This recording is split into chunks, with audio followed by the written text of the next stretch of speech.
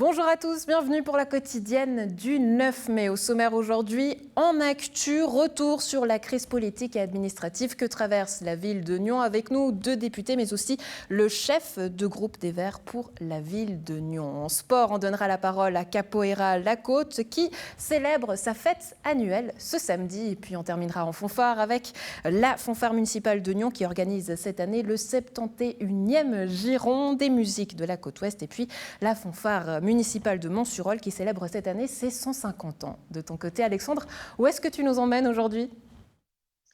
Salut Andrea, bon lundi. Écoute, je suis à Nyon, proche de la gare, derrière la gare plus exactement, devant cette clinique médico-chirurgicale de Nyon qui a ouvert ses portes il y a 2 ans. Mais en raison du Covid, elle n'avait pas pu fêter son inauguration. Ça a été chose faite la semaine passée. Alors du coup, je te propose une petite visite de cette clinique. Comment la crise nyonnaise est-elle vue par le Parlement ? Les Verts vont-ils lâcher Élise Beukel ? 2 questions auxquelles on répond aujourd'hui avec nos invités. Didier Laurie, Jérôme Christen, bonjour. Merci d'être avec nous. Vous êtes tous 2 députés au Grand Conseil vaudois. Avec nous également Alexander Fédéraud, bonjour. Bonjour. Vous êtes chef de groupe pour les Verts de Nyon. Alors pour rappel, lundi dernier, la présence de la municipale Élise Beukel dans les rangs du public a secoué le Conseil nyonnais. La décision du Conseil d'État a été mal comprise et l'élu prié de quitter la salle. Alexandre Fédéraud, depuis ces images qu'on a vues lundi, est-ce que déjà le groupe des Verts s'est réuni ? Le groupe des Verts ne s'est pas réuni depuis. Il faut savoir qu'on se réunit une fois par mois seulement pour préparer la séance du Conseil. Ouais, aujourd'hui, on entend dire très franchement que Élise Beukel est de plus en plus seule, qu'elle pourrait être lâchée par son parti. Est-ce que c'est des questions que vous vous posez ? Alors aujourd'hui, il y a eu des discussions en fait depuis fin décembre en fait à ce sujet-là. Aujourd'hui, en fait, il n'y a pas beaucoup de discussions à ce niveau-là, donc en fait, c'est pas vraiment sur la table. On garde notre soutien à Madame Beukel. Ouais, alors tout de même, on a vu ces images, notamment Élise Beukel qui a essayé de prendre le micro, qui est venue discuter avec les chefs de parti. C'est là où est-ce qu'on pourrait également dire que la situation a dérapé ? Est-ce que c'est les mots que vous mettriez justement ? Comment vous la décrivez, cette situation ? Si la situation a dérapé, vous dites ? Je ne sais pas si la situation a dérapé. Disons que c'était une situation qui était assez tendue, avec un conflit d'interprétation sur un texte du Conseil d'État qui n'était pas tranché à ce moment-là. Ce qui est certain, c'est que Madame Beukel n'avait pas à prendre la parole au niveau du Conseil communal. Maintenant, elle ne l'a pas prise. Et puis il faut peut-être juste rappeler, il s'agit juste d'un incident de séance. Il ne faut pas non plus en faire une histoire. Il y a beaucoup de décisions importantes qui ont été prises ce soir-là. Et voilà, donc en fait, on peut aussi clore ce chapitre. Oui, alors elle n'a pas pris la parole parce qu'on le lui a empêché. Tout de même, c'est des gestes qui étaient là où j'imagine que vous vous posez quand même des questions parce que le Parti des Verts pourrait aujourd'hui demander le retrait d'Élise Beukel du groupe des Verts. Comment est-ce que ça se présenterait et comment ça se ferait ? Ouais, alors, si vous parlez en fait d'une exclusion du parti, il faut savoir que le parti des Verts est organisé en sections et une exclusion se fait à partir, c'est une assemblée générale qui exclut un membre ou une membre sur recommandation du comité. Donc en fait, il faut que le comité ait des discussions à ce sujet-là et recommande l'exclusion. Ces discussions aujourd'hui, elles n'ont pas lieu. Il n'y a eu aucune discussion à ma connaissance et donc il n'y a rien qui est planifié en ce sens-là. Oui, on comprend la situation délicate dans laquelle est le groupe des Verts. C'est vrai que Élise Beukel fait partie du groupe des Verts. Pierre Valane, l'autre municipal qui aujourd'hui s'affronte. Si on revient à cette séance, c'est vrai que la présidente du conseil communal de Nyon est elle aussi verte. C'est elle qui a dû demander à Élise Beukel de quitter la salle. Justement, Didier Laurie, vous aussi, vous êtes sympathisant des Verts. Donc, quel regard est-ce que vous portez sur cette situation ? Alors, comme vous l'avez relevé, je suis sympathisant des Verts. Je suis dans le district. Donc j'estime que ce qui se passe à Nyon, je n'ai aucune possibilité. Ce n'est pas à moi de répondre sur l'avis de la section de Nyon. En tout cas, en tant que député des Verts, il faut savoir que nous n'avons pas eu une séance de députés à Lausanne qui traitait de cette affaire-là, et je confirme les propos de M. Fédéraud, on n'a jamais eu de séance qui traitait de ce point-là spécifique dans une assemblée. Donc pour moi, c'est une affaire nyonnaise, c'est une affaire disons, où il faut toujours entendre les 2 sons de cloche pour savoir ce qui se passe, il y a des procédures. Je crois que le gros problème vient du canton dans ce dossier. Et je trouve que de charger les miliciens dans la soirée avec l'ego que certains politiques ont, ce n'est pas facile à maîtriser. Ouais, on va revenir sur le canton, Didier Laurie, oui. Sur ce que vous nous dites là, mais quand même, on ressent ce malaise au sein des Verts. Pourquoi? Comment est-ce que vous l'expliquez? Alors écoutez, le malaise, dès qu'il y a des personnes, il y a forcément des malaises, parce que vous soyez dans un mouvement politique comme les Verts ou dans un parti PLR, de toute façon, c'est toujours une question de personnes au départ, et puis ensuite, on fait avec. Pour moi, cette affaire de Nyon, je la regarde depuis le haut du district. Je ne suis pas habilité à porter un jugement sur quoi que ce soit. Vous portez tout de même un jugement du côté du conseil, du canton. Vous avez l'air de leur reprocher quelque chose. C'est quoi exactement? Oui, je reporte un peu sur le canton parce que, comme toujours, le Conseil d'État, donc les services juridiques, croient que les gens qui sont dans les communes sont des professionnels et la communication qui est donnée doit s'accompagner d'un message clair, ce qui n'est pas le cas. On peut citer l'affaire de Mme Beukel, on peut citer l'affaire de Jérôme Christen à Vevey, d'Oriot à Montreux. On va de plus en plus vers ces situations-là parce que le rythme de vie a changé, les procédures ont changé et qu'il y a trop de lois. Vous avez une loi sur les exercices politiques, la loi sur les communes, la loi sur l'information, la loi sur les procédures administratives et le canton doit, avant de refaire des lois, doit mandater des gens, doit modifier sa façon de communiquer qui soit claire. Ouais, Jérôme Christen, est-ce que vous êtes d'accord avec les propos de Didier Laurie de dire que finalement le canton n'a pas été assez clair? C'est évident qu'il n'a pas été assez clair. Je veux dire, le texte souffrait d'une lacune, il manquait une précision, savoir qu'effectivement elle ne peut pas siéger en tant que municipale, donc à la table de la municipalité, elle ne peut pas suivre cette séance du conseil dans ces conditions-là. Par contre, il aurait dû être précisé qu'elle pouvait siéger avec le public. Était-ce nécessaire de le préciser? Moi, je pense que c'était mieux, mais il faut aussi voir qu'il y a une responsabilité très forte de la présidente du conseil communal et du bureau. Je veux dire, quand on est confronté à ce genre de situation, on anticipe, on sait pertinemment qu'il était évident que Mme Beukel allait assister à cette séance. Je veux dire, elle a une conscience professionnelle, même si elle est suspendue et rétribuée. Je peux tout à fait imaginer qu'elle souhaite se mettre dans le bain de ses dossiers et suivre ce qui s'y passe. Ça me paraît évident. À partir de là, il y a un service des communes auquel on peut téléphoner. Régulièrement, les présidents de conseil y font appel. Pour moi, c'était évident. C'est presque une question de béotien. Je veux dire, même si c'est des miliciens, je trouve que la responsabilité, elle est des deux côtés. Et c'est invraisemblable. N'importe quel tafélien peut assister à la séance du conseil communal. Ce n'est pas parce qu'on est suspendu qu'on ne peut pas y assister. Ouais, Jérôme Christen, vous-même, c'est une expérience que vous avez vécue. On se souvient évidemment de l'affaire à Vevey. Aujourd'hui, est-ce que vous êtes en contact avec Élise Beukel? Est-ce que vous lui soufflez quelques conseils? J'ai eu quelques contacts, mais je n'ai pas à lui souffler des conseils. Effectivement, elle m'a demandé, posé un certain nombre de questions sur la manière dont j'avais vécu les choses. Ce n'est pas une situation, elle est similaire, mais elle est quand même différente, parce qu'en l'occurrence, pour ce qui nous concerne, avec mon collègue, il s'est avéré qu'on avait transmis un PV, un extrait de PV, même si le contenu était insignifiant, eh bien, le principe même de transmettre un PV à un tiers, PV de la municipalité, est répréhensible. Dans le cas d'Anne Beukel, pour le moment, en tout cas, il n'y a absolument rien qui est démontré quant à une violation du secret de fonction. Donc c'est pour ça que je dis que les cas sont différents. Ouais, effectivement, une procédure pénale a été ouverte à son encontre pour suspicion de violation du secret de fonction. Aujourd'hui, ses 6 collègues de la municipalité lui reprochent d'avoir fait fuiter des informations confidentielles dans le cadre de l'enquête administrative. Mais tout ça, c'est encore à décider du côté du conseil, du côté juridique notamment. Mais on peut se poser la question notamment sur la collégialité. Comment aujourd'hui rompre la collégialité quand on n'est pas d'accord avec ses collègues? Didier Laurie, vous souriez. Est-ce que c'était vraiment possible dans cette affaire de faire autrement, selon vous? Écoutez, on est toujours plus intelligent après coup.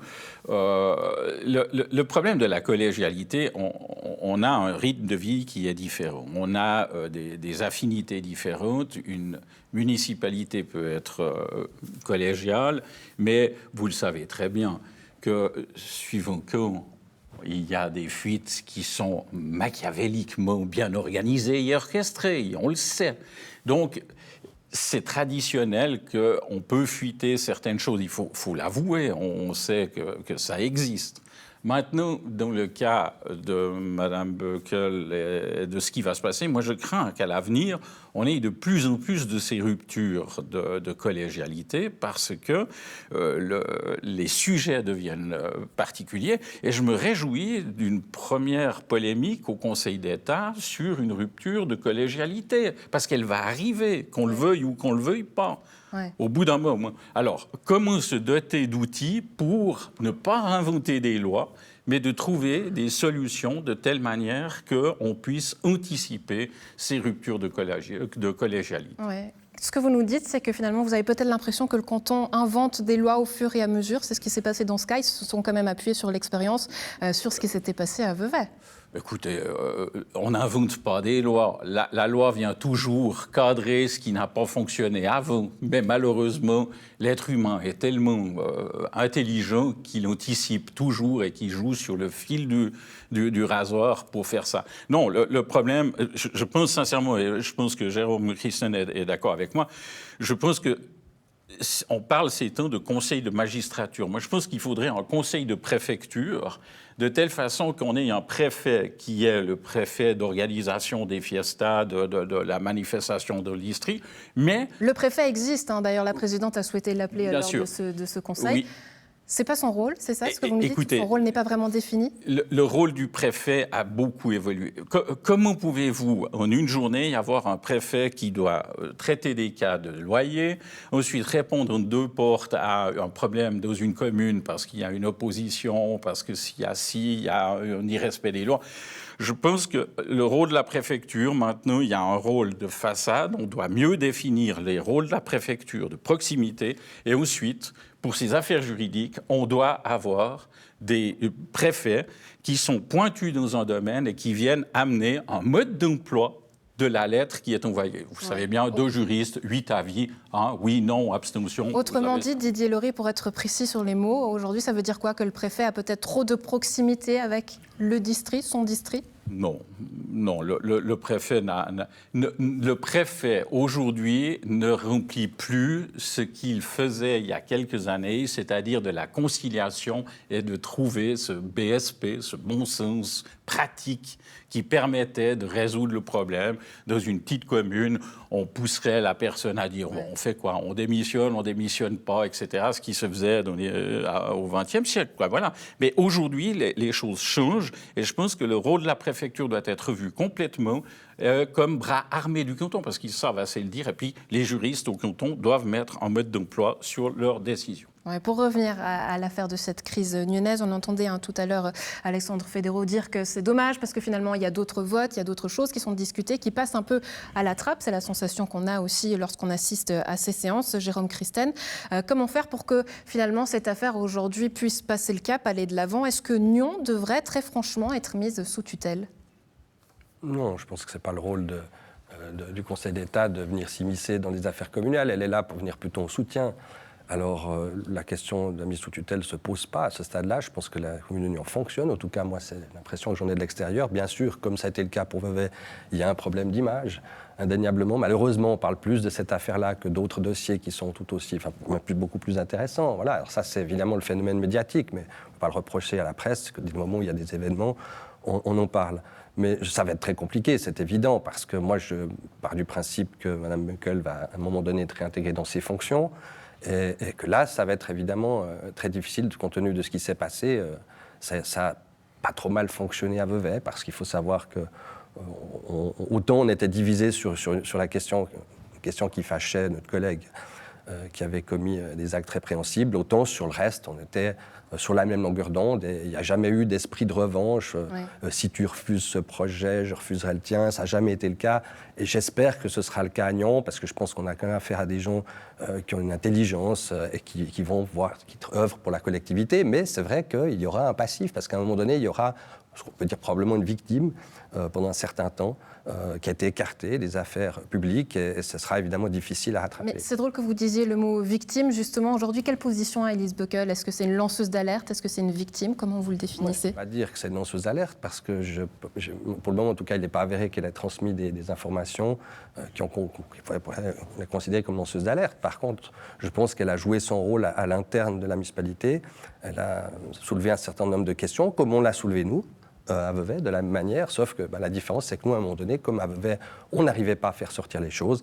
Il a fallu les faire sortir, non pas par une violation de cette fonction, puisqu'à l'origine, je rappelle que c'est parce qu'on est allé voir Pierre-Yves Maillard, conseiller d'État, assermenté, pour l'informer d'un certain nombre de choses qui a déclenché le processus. Ouais. Pour terminer, je vais vous laisser la parole, Alexandre Fédérault. On vient d'entendre Jérôme Christane qui dit finalement l'administration lyonnaise a l'air de fonctionner. Vous êtes d'accord avec ça ? Alors sur de nombreux dossiers, effectivement, elle fonctionne. Maintenant, elle a pris pas mal de retard sur certains dossiers. Donc on attend toujours le programme de législature, il n'est toujours pas là. On a un nombre de postulats un nombre de dossiers où en fait, les préavis n'arrivent pas. Donc c'est clair qu'en fait, on ressent quand même les effets de la crise avec le fait qu'il y ait des retards en fait, dans l'administration lyonnaise et dans ce que la municipalité voulait réaliser. Mais par contre, c'est vrai que dans ce qui arrive au Conseil, etc., on voit que la municipalité fonctionne quand même aujourd'hui.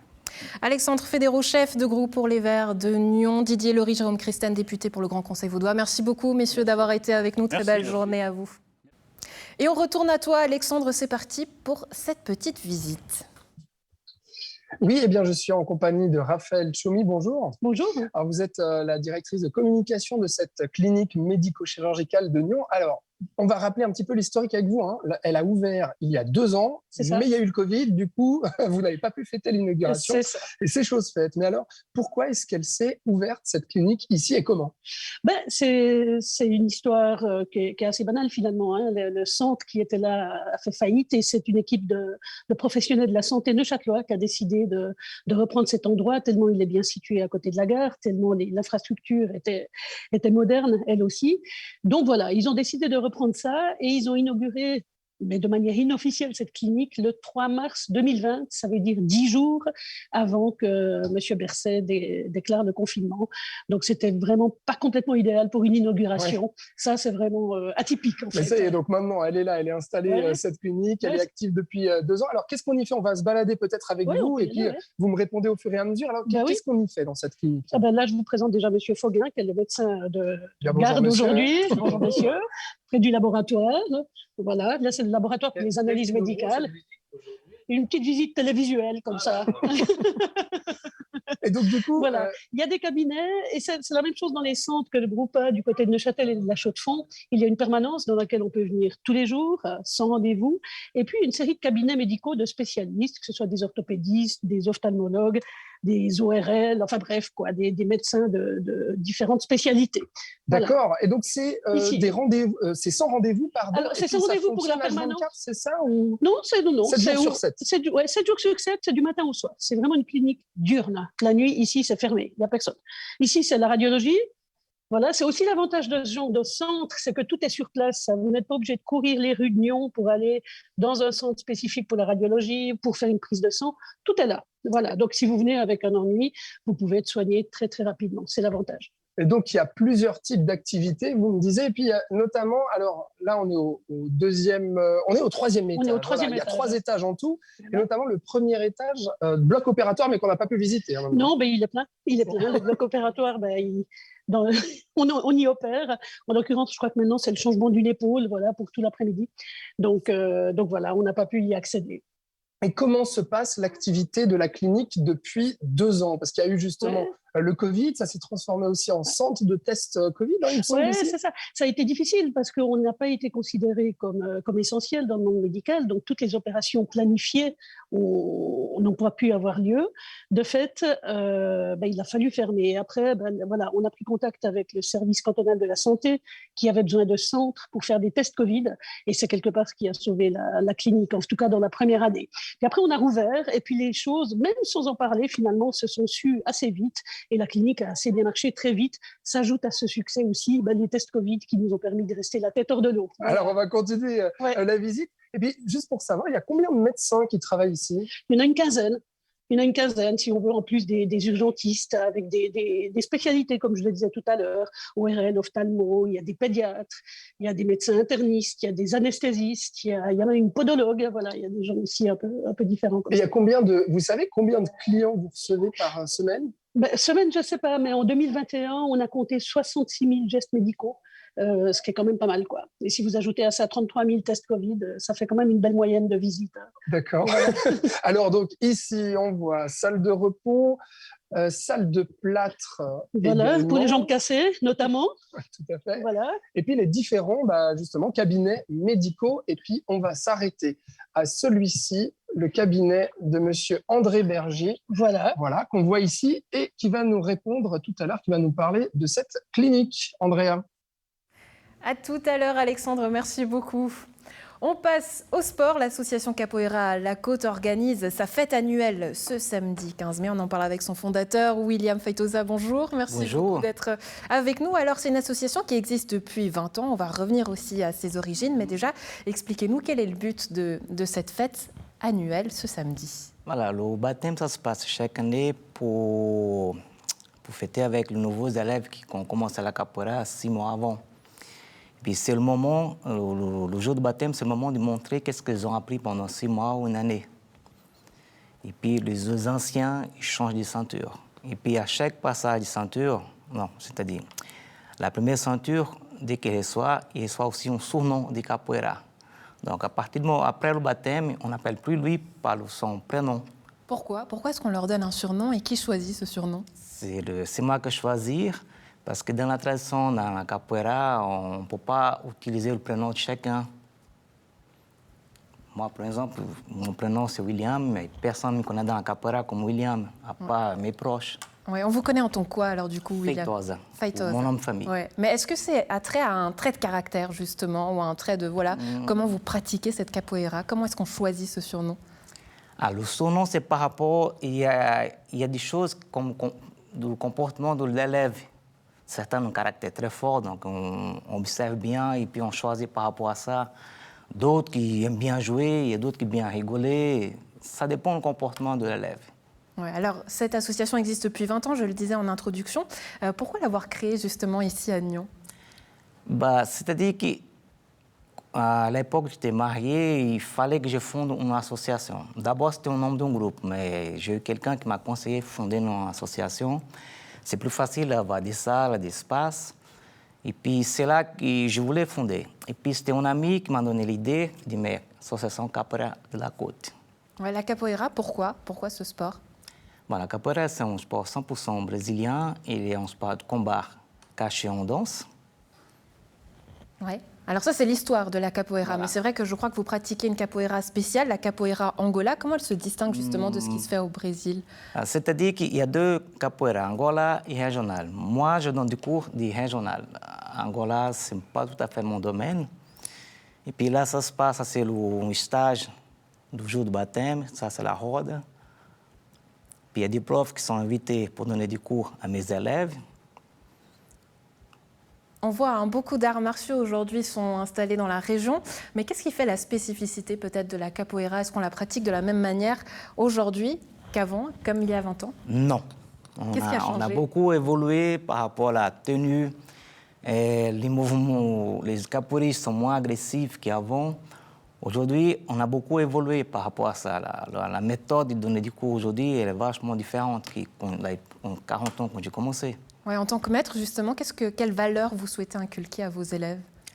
Respecter le prochain, le plus grand, le plus petit, le plus fort. Ouais. Est-ce qu'il y a des qualités justement à avoir pour pratiquer de la capoeira ou tout le monde peut s'adonner à ce sport? Parce qu'on peut s'imaginer qu'en Suisse, on n'est pas vraiment... on n'a pas les mêmes origines, on n'a pas peut-être ce sang brésilien, ce rythme. Est-ce que tout le monde peut se lancer? Tout le monde peut pratiquer. C'est comme une danse. Si on pratique, plus on avance. Tout le monde peut pratiquer. La plupart de mes élèves sont des Suisses.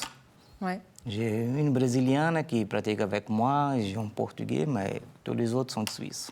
Ouais. Alors rendez-vous donc ce samedi 15 mai. Est-ce que justement, si on veut s'inscrire pour une première fois, est-ce qu'on peut venir?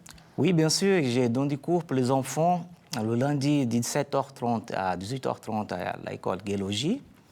Le mardi, pour le cours pour les adultes, ça se passe à 19h à 20h30, justement la même école. Et le mercredi, même horaire, 17h30 à 18h30. Toute personne qui veut essayer un cours, il est gratuit, cours d'essai. Ouais. Et ceux qui ne connaissent pas, qui vont venir le 14 pour voir le baptême, les portes sont ouvertes, c'est gratuit.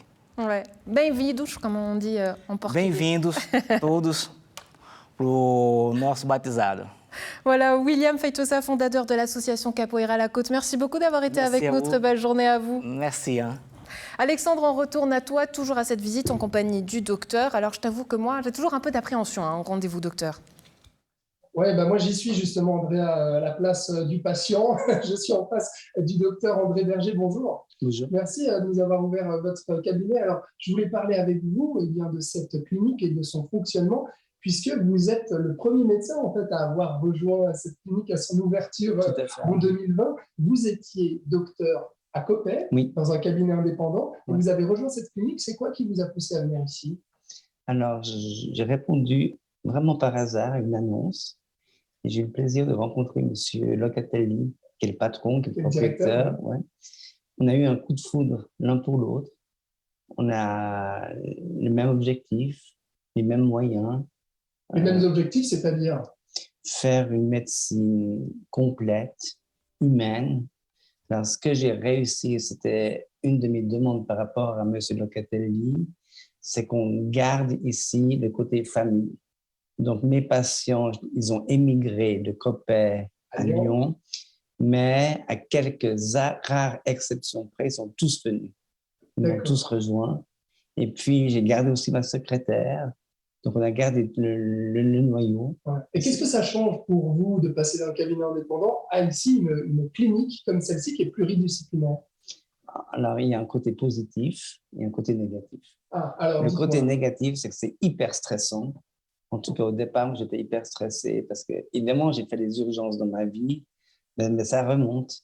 Alors, se retrouver à un certain âge, à devoir les gérer les urgences, l'imprévu, c'est pas facile. Mais là, ça fait 2 ans et ça se passe hyper bien. Ouais. C'est quoi la différence, justement, avec le GOL ici? Le GOL, c'est une grosse machine. Les gens viennent, ils ne connaissent pas le nom du docteur, ils ne savent pas quel examen on fait. Tandis qu'ici, on essaie d'être vraiment hyper humain, hyper proche. On explique tout, on raconte tout. Moi, je me mets souvent à côté des patients. On regarde les résultats, on regarde les images de radio, etc. Ouais. Et donc, de passer d'un cabinet indépendant à ici une clinique, ça change aussi justement. Vous me disiez avant hors caméra que vous vous sentiez un peu seul à Coppet, que c'était votre envie justement de venir ici. Alors, moi, j'ai ouvert mon cabinet à Coppet. Il y avait des objectifs. Ils se sont remplis. Donc, j'ai fait à Coppet ce que je voulais. Mais à un moment donné, on a envie de faire plus. Ouais. Et c'est quel type de clientèle que vous avez ici à cette clinique depuis 2 ans? C'est une clientèle de médecine générale. Alors, moi, je suis endocrinologue. Donc, j'ai des patients de ma spécialité et j'ai des patients de médecine générale. Et souvent, l'un devient l'autre. Ouais. Et on est un peu débordé par notre succès. Puis effectivement, la médecine générale, qui est intéressante, c'est pas de la bobologie, c'est vraiment une vraie médecine, ça nous prend beaucoup de temps. Ça nous prend du temps. Et ça va en ce moment, justement? Je crois que la clinique fonctionne à plein, là. Non, là, on est à plein. Vous voyez la salle d'attente. C'est hyper plein. Il y a un peu trop d'attente aux urgences. On essaie de trouver des solutions. Ouais. En plus, on s'entend hyper bien entre collègues. Donc, non, c'est vraiment, vraiment très, très chouette.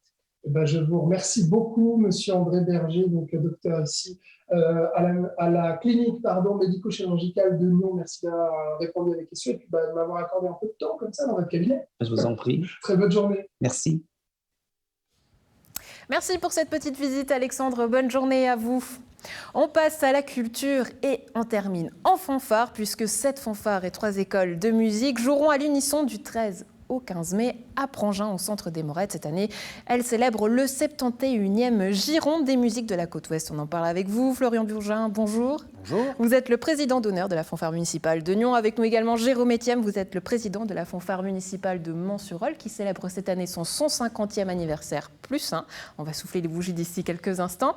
Mais déjà, le 71e Giron, il a été repoussé de quelques années. Ça y est, on peut le fêter, on peut le célébrer, puisqu'il n'y a plus Covid. Enfin si, mais il faut faire attention. Mais quand même, on peut le célébrer en grand. On peut le célébrer, mais ouais, pas tout à fait en grand, parce que avec tous les inconvénients qu'on a eus, puis les reports et compagnie, on va faire une version beaucoup plus simple, avec un nouveau slogan, simplicité et convivialité. Ouais, le but, c'est qu'on puisse se revoir et puis jouer. Ouais, voilà, c'est ça le but, c'est profiter d'un moment de musique et de partage. Le fait de ne pas pouvoir le faire, je vous embêtais un petit peu, mais de ne pas pouvoir le faire et d'y aller franco, j'imagine que ça vous embête peut-être un petit peu. Pourquoi? C'est quoi ce moment? Qu'est-ce qu'il représente pour vous? C'est la rencontre annuelle des fanfares, et puis c'est là qu'on aime bien montrer un petit peu ce qu'on sait faire. Ça veut dire, il y a un cortège, normalement, là, il n'y en aura pas. Il y a un concours de marche qu'on ne va pas faire. Il y a une pièce qu'on interprète devant jury, et puis on est noté. Donc là, il n'y aura pas non plus. Mais en fait, toutes les fanfares étaient d'accord pour dire, en fait, c'est pas grave. Nous, ce qu'on veut, c'est pouvoir se rencontrer et jouer. Ouais, Jérôme Etienne, c'est aussi finalement une rencontre avec la population. Exactement, ouais. Ouais, qu'est-ce que ça apporte comme échange justement entre peut-être les fanfares et la population? La population, puis les jeunes, de donner envie à nos jeunes, aussi d'intégrer les rangs et tout. C'est clair que socialement, c'est une bonne et une belle école de vie, je pense, pour tout musicien et d'avoir des jeunes qui intègrent nos rangs et qui continuent de perpétuer la musique dans la vie de nos villages et de notre région. Ouais, les traditions aussi, on y reviendra peut-être d'ici quelques instants, mais on va découvrir le programme ensemble. Est-ce qu'il y a peut-être des particularités pour cette édition? La particularité du giron, pardon. Ouais. Du giron, mais du giron. parce qu'on va parler de l'anniversaire aussi. Ah oui. Donc peut-être qu'on va donner C'est ça, vous voulez que je donne la parole à Florian pour le programme, c'est ça? Non, l'appel à un ami? Non, pas de souci.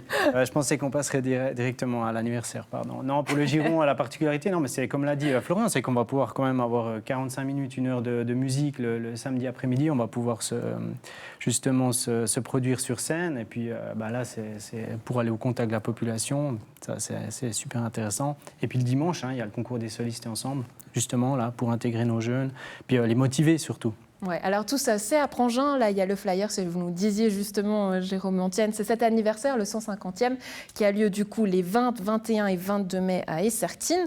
150 ans d'une fanfare, qu'est-ce que ça représente? Oula, il faudrait demander aux anciens. Ouais. Ça représente beaucoup, mais pour nous, qu'on a repris le flambeau, nous, ça représente pas mal d'années de musique. Ça représente, comme je l'ai dit, je ne vais pas le répéter, mais de continuer sur ce bel élan, de continuer à intégrer des jeunes en formation, de garder un niveau musical des plus hauts, et puis de vraiment pouvoir se produire au contact de la population, de pouvoir faire des soirées annuelles, d'aller dans le village. Alors en l'occurrence, là, pour le week-end du 150e, on aura les concerts le vendredi et le dimanche pour la fanfare de Mont-sur-Aule. Et puis on a un concert de gala, on a la chance d'avoir l'ancienne Cécilia de Chermignon et Valaisans qui sont actuellement champions suisses, qui viendront se produire donc le samedi soir. Ouais, c'est vrai que c'est une ambiance de fête. Il n'y a pas cet aspect compétition qu'on pourrait peut-être imaginer à tort. Mais 150 ans d'une fanfare, ça se célèbre. Florian, vous en savez aussi quelque chose, vu que vous êtes le président d'honneur de la fanfare municipale de Nyon. Mais qu'est-ce que ça dit peut-être de nos traditions et de la région, le fait que ce genre de manifestations continuent à perpétuer, qu'elles existent encore? Je pense que c'est quand même des sociétés qui durent. Donc souvent, on voit des sociétés ou des associations qui font un gros coup d'éclat, mais qui ne durent pas très longtemps dans la durée. Nous, je crois que, on essaye de... Alors, des fois, on a souvent dit, oui, mais la fanfare, c'est ringard. Mais je crois que non, puisqu'on dure de aussi longtemps que ça. Et puis que, le problème, c'est qu'il faut qu'on ait des jeunes, il faut qu'on essaye de les motiver, justement, comme il a dit, en se réinventant des fois. Mais je crois que c'est quand même quelque chose qui dure. Et puis de la musique... je ne sais pas comment vous réagissez, mais moi, quand j'ai pas de musique, je suis un peu triste, quoi. Ouais, moi aussi, c'est vrai. Mais comment est-ce qu'on convainc les jeunes de rejoindre aujourd'hui les rangs des fanfares? Alors justement, en faisant peut-être des spectacles, ou il faut essayer de les attirer en faisant un peu modernisant un petit peu, avec un programme plus varié, ou bien on peut expliquer qu'on joue des musiques de films, on peut jouer, je sais pas, Batman, Spider-Man, enfin tout ce genre de musique que les gens vont regarder au cinéma. Ouais. Quand on leur dit, oui, mais la fanfare, c'est de la musique, donc on peut le jouer. Ouais. Est-ce qu'à Nyon ou Mont-sur-Aule, est-ce qu'il y a des profils qui vous manquent, des postes qui vous manquent précisément et qui sont difficiles aujourd'hui à recruter? Nous, on a quelques instruments, ouais. On a le hautbois, c'est des instruments, il n'y a pas beaucoup de personnes qui en jouent. Mais on arrive toujours, en ayant des connaissances, à souvent boucher les trous. Mais bon, nous, on est harmonie, donc c'est un petit peu plus compliqué. Ouais. Montsurol, c'est des cuivres, mais... Nous, essentiellement des cuivres, et puis on a beaucoup de succès avec les percussions ces dernières années. Et on a beaucoup de jeunes qui veulent intégrer les instruments de percussion. Et puis en fait, on aimerait qu'il y ait aussi un peu plus de souffleurs, comme on dit, et qui viennent un peu intégrer notamment dans les petits chants, les cornets, entre autres. Ouais.